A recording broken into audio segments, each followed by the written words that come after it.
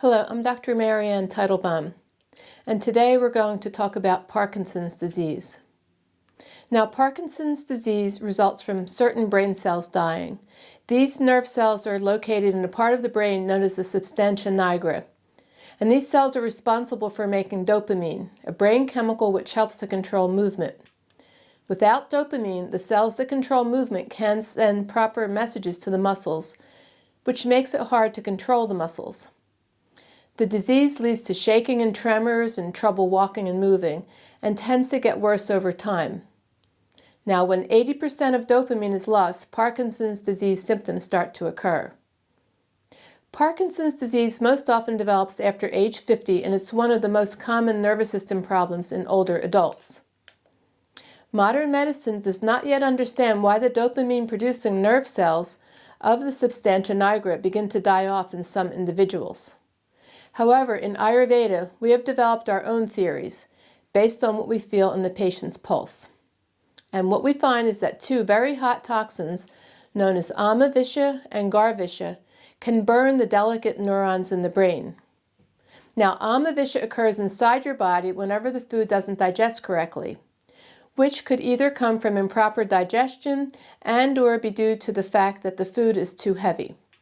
Instead of the food absorbing into your bloodstream, it remains in the digestive tract and it kind of rots and ferments, causing a highly acidic toxin which can burn the delicate nerve tissue. The other type of toxin, known as visha, are toxins from outside the body, like the xenobiotics, which are air pollution, pesticides, skincare products, and the other 80,000 chemicals we have allowed into our environment, which can make their way into our bodies. Now, visha, like visha, is also very hot and piercing and can burn its way right through the body's tissues and wind up in the nerve tissue, killing and destroying the neurons in the brain. In fact, it's been shown clinically that over half the patients who present with Parkinson's had been exposed to pesticides from farming practices. All nasty chemicals have an affinity to go into the fat cells and get stuck there, and the nerve cells are made of fat. So is the protective covering to the nerve cells, known as the myelin sheath.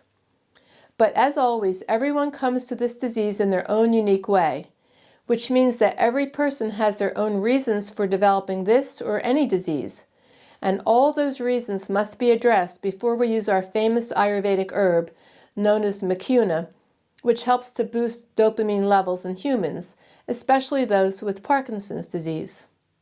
So, as usual, the ancient doctors of Ayurveda said that before any prescription is written, we must first identify that particular patient's contributing factors and tell them to stop doing those things which are causing the problems. So while these two types of toxins could be a big contributing factor to possibly causing Parkinson's disease, especially when combined with a genetic predisposition, there are potentially dozens of other factors which could lead to this disease as well. For example, I have personally seen patients who were on an extremely low-fat vegan diet suffer Parkinson's at a very young age, as their nerve tissue literally shriveled up from lack of cholesterol in the diet. Again, the nerve tissue is both made up of and uses lots of cholesterol to function correctly. The protective covering to the nerve tissue, the myelin sheath, as we just said, is also made up of cholesterol. And cholesterol is abundantly present in the synaptic membranes which aid in nerve signal transmission. This means that the nerve conducts an impulse, but it has to jump from one nerve cell to the next, and in between is a gap called the synapse, where the signals jump across. And this synapse or gap is loaded with cholesterol, which is why the ancient seers of Ayurveda recommended lots of whole milk and ghee in the diet. They stated in their textbook that these were important for the proper development and function of the brain. So in these type patients, you must change the diet to incorporate good quality fats like cultured ghee, boiled whole non-homogenized milk from grass-fed cows or goats, soft curd cheeses, homemade yogurt, olive oil, avocados, nuts, and seeds. In fact, research out of Harvard has shown that consuming 3 or more servings of low-fat dairy each day was associated with a higher risk of being diagnosed with Parkinson's disease. But it'll probably take a few more generations for us to once and for all realize that a low-fat diet is actually dangerous to our health. While yes, we want to avoid the bad processed fats, we shouldn't jump to the conclusion that all fat is bad for us. And the same is true for milk. We raise the cows incorrectly, feeding them grains. We give them antibiotics and hormones and homogenize their milk. And on top of all that, we take the milk in the incorrect way. We drink it cold, we mix it with foods it shouldn't be mixed with, which all leads to more toxic milk and visha. But just because we make all these mistakes when it comes to milk, it doesn't mean that we need to avoid all milk in the diet. We just need to search for non-homogenized milk from grass-fed cows who weren't fed antibiotics and hormones, boil the milk, and take it on an empty stomach. Then it becomes highly nourishing, not only to our nerve and brain cells, but to all the 7 tissues which it nourishes immediately, unlike any other food you can think of, which takes about 1 month to nourish all 7 tissues. So milk has this unique quality to absorb rapidly into the body's tissues and create Doshas, which is a life-giving compound, which keeps us strong and healthy into old age. Any other food you eat takes a month to develop Doshas, as it has to slowly make its way through the 7 tissues of the body, which are the blood plasma, the blood, muscle, fat, bone marrow, which is the nerve tissue too, and the reproductive fluids. The food has to spend 3 to 5 days in each tissue before it can form Doshas at the end of the 7th tissue. But also keep in mind that goat's milk taken in the same way, which means boiled and taken on an empty stomach or cooked into grains, is just as good as cow's milk. The nutrients in goat's milk are more bioavailable to us, which means that, for example, the fat molecules are even smaller than those found in cow's milk, so they're taken up into the cells much easier than cow's milk. And it's lighter and easier to digest for those who have a lactose intolerance to milk.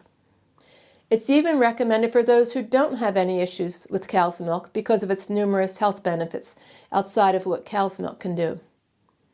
I have also seen people who are exposed to too many electromagnetic frequencies, which are known as EMFs, and radiation, have their neurotransmitters disrupted, since this type of toxin can also go deep into the physiology, affecting nerve transmission, neurons, and it can also create cell death.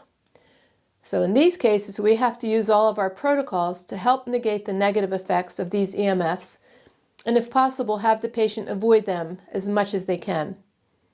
And nowadays, even modern medicine is researching disruption of the gut microbiome and possibly playing a role in developing Parkinson's. This is definitely another underlying factor because the disruption of the friendly bacteria is the first imbalance we see in hundreds of diseases. So while it may be a contributing factor to developing Parkinson's disease, we actually see it playing a role in the development of most, if not all, diseases. In Ayurveda, we also look at the role of the 3 doshas, known as Vata, Pitta, and Kapha, as they too are out of balance in each and every disease and symptom we suffer from.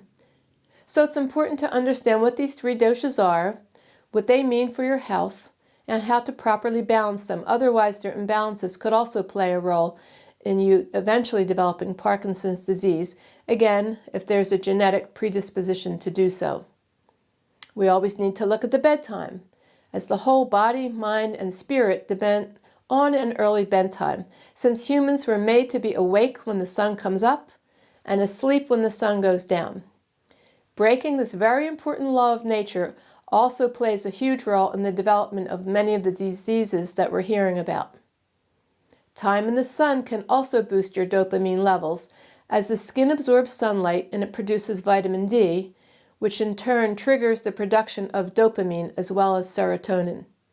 And in fact, a 2018 study found that vitamin D may protect damage to the neurons in the Substantia Nigra that produce the dopamine. And it's through advanced pulse diagnosis that we can gain access to this very important type of information, which is not available to other types of practitioners, which is why modern medicine is still in the dark as to what is causing most diseases. whereas we can see clearly in the pulse all of the imbalances leading to all these diseases. So as you can see with Parkinson's disease, it isn't enough to just take a dopamine-derived medicine, or even Mucuna, which contains naturally occurring dopamine. If you do that, your results will just be minimal. You must at the same time identify and address all the problems which cause you to burn out the neurons in the brain that produce dopamine to prevent further damage and possibly reverse whatever damage has been done so far. And by doing the hard work of actively involving yourself in your health, you'll reap the benefits that come with developing a strong physiology. I've personally taken care of patients who address their Parkinson's in this way, and they live long, productive lives as they effectively slow down the progress of their condition. Thank you.